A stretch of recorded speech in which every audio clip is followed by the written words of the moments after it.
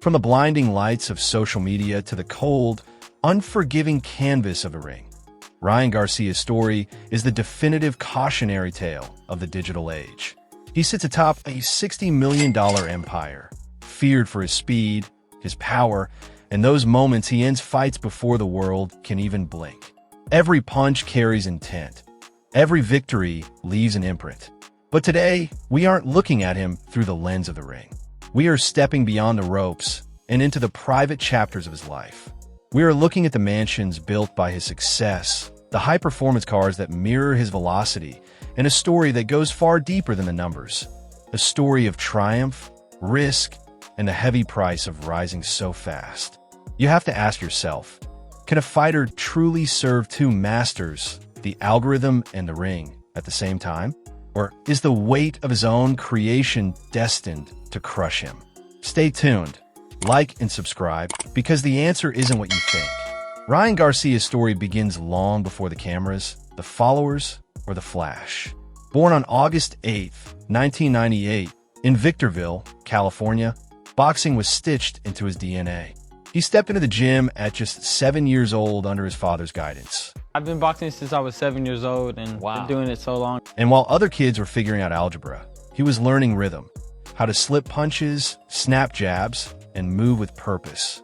By the time he left the amateur ranks, he had compiled a staggering record of 215 wins and 15 losses, capturing 15 national championships along the way. He was a blur of angles and precision, and when he connected, it didn't feel like a punch. It felt like a moment built to travel across the internet. At 17, he turned professional in Tijuana, announcing his arrival with a thunderous TKO against Edgar Meza. That performance caught the eye of Oscar de la Hoya, and soon, Garcia was the face of Golden Boy Promotions. Under the guidance of Eddie Reynoso, the architect behind Canelo Alvarez's legendary run, the flashy prospect evolved into a lethal contender. But for every rise, there is a test. That test arrived in January 2021 against Luke Campbell. In the second round, Garcia hit the canvas for the first time in his professional career. The arena hushed, and for a split second, the shine appeared to flicker. But legends aren't made when the world is kind. They are forged in adversity. Garcia rose, reset, and in the seventh round, delivered a body shot that folded Campbell. That night, he didn't just win the WBC interim lightweight title. He proved that his heart beat louder than the hype. He followed that up by dominating Javier Fortuna in 2022 with a sixth-round knockout. But the path to greatness is rarely a straight line. High-profile clashes against Gervonta Davis and a chaotic, controversial no contest against Devin Haney tested his psyche and his reputation. The victory over Devin Haney should have been the crowning moment of Ryan Garcia's career. Instead, it became the beginning of one of boxing's biggest controversies. After testing positive for the banned substance ostarine, the result was overturned to a no contest. He received a 1-year suspension, forfeited millions in earnings, and saw his standing within the sport collapse almost overnight. The momentum he had spent years building vanished in a matter of weeks. The noise of his online life began to swallow the reality of his accomplishments. And just when the critics claimed his career was drowning in controversy, he staged his most improbable act yet. His relationship with Golden Boy Promotions also became increasingly strained during this time. Once viewed as Oscar de la Hoya's biggest star and the future of the company, Garcia publicly criticized the promotion over fight negotiations and communication. Their disagreements played out across interviews and social media, exposing the complicated reality of modern boxing, where loyalty and business rarely travel the same road. His personal life has been highly public, marked by his marriage to Andrea Salina, their children, and a turbulent period of divorce and reconciliation. As of 2026, he remains married to Andrea, and together they are raising 3 children. He consistently credits his children as his rock-solid motivation, providing him with a sense of purpose that transcends the violence of the ring. The wins didn't stop at the final bell. They spilled into a life most people only see on screens, a world dripping in luxury, precision, and style. Step through the gates of his garage, and you realize this isn't just transportation. It is a symphony of horsepower. Leading the pack is the Ferrari 488 Spider. Its sleek Italian V8 profile is pure, high-revving theater, a convertible that screams performance before it even moves. Right next to that Italian masterpiece, you'll find the technical precision of the Porsche 911 Turbo S, engineered to launch from 0 to 60 in a blistering 2.6 seconds. But when Ryan wants to feel the weight of the road, he shifts to something more aggressive. The Lamborghini Urus looms large here, a high-performance SUV that blends twin-turbo V8 ferocity with the kind of brutal, modern luxury that demands the entire driveway. The collection isn't just about raw power, though.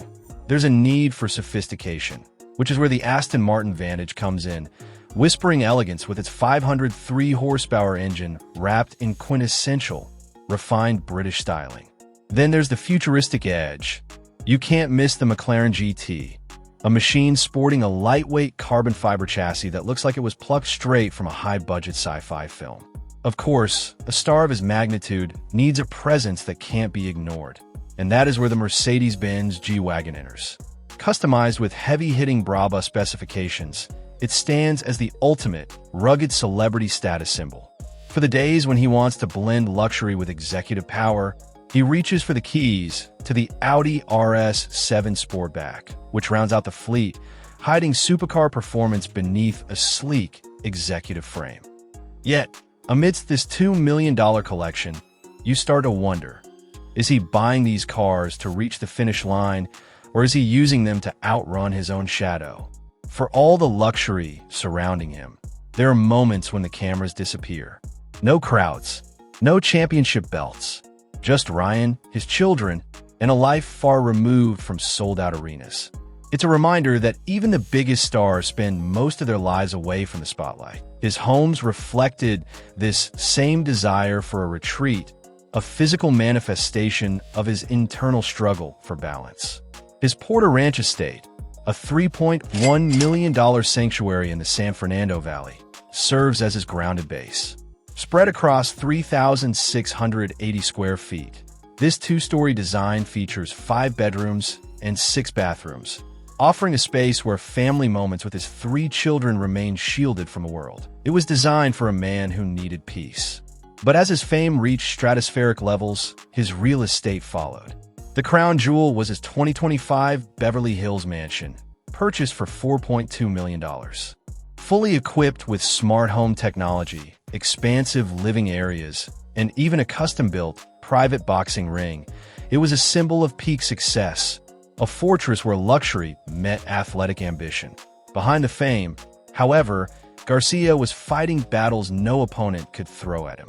While millions saw confidence on social media, Garcia admitted there were moments when he struggled simply to find peace away from the spotlight.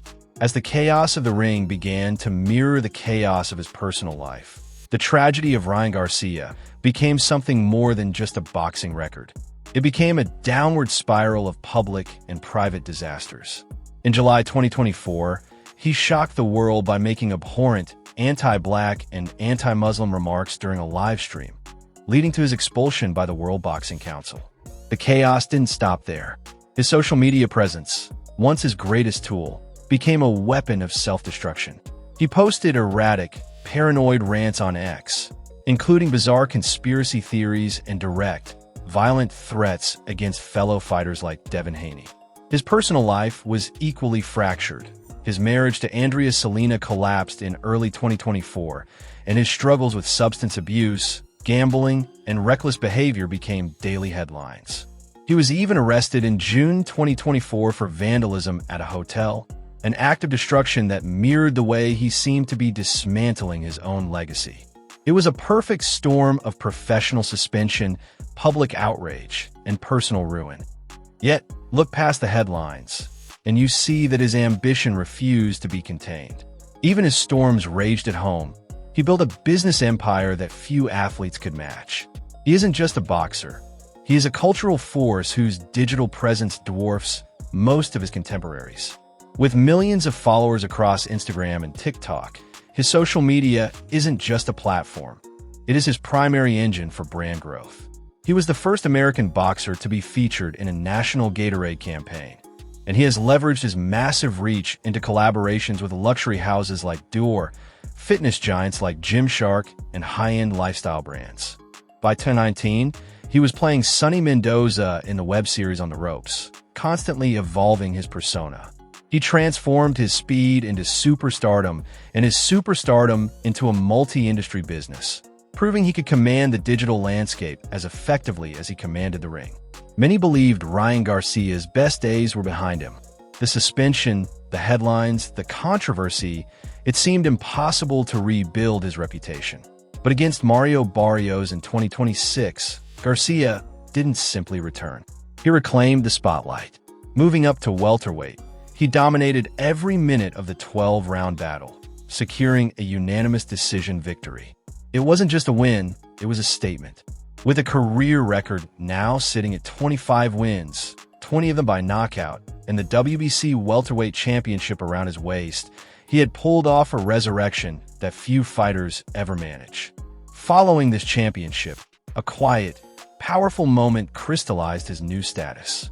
Footage surfaced of Ryan in Los Angeles alongside the legendary Manny Pacquiao after a Sunday church service. It was more than just a photo op. It was a passing of the torch, a moment of reflection that added a layer of historical gravity to his resurrection.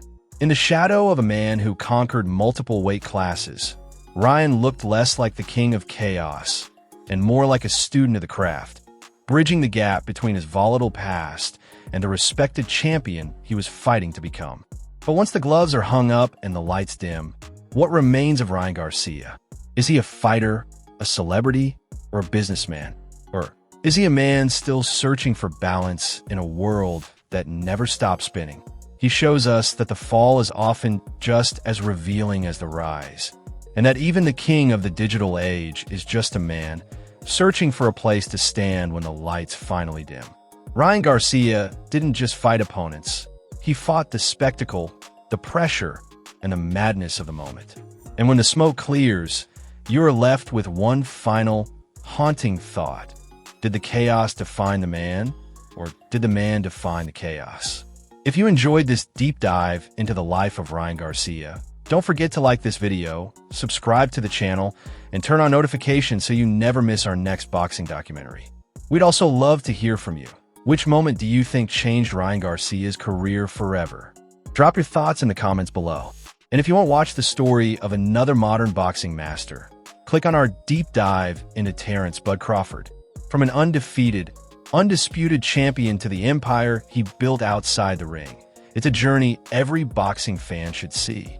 Thanks for watching, and we'll see you in the next one.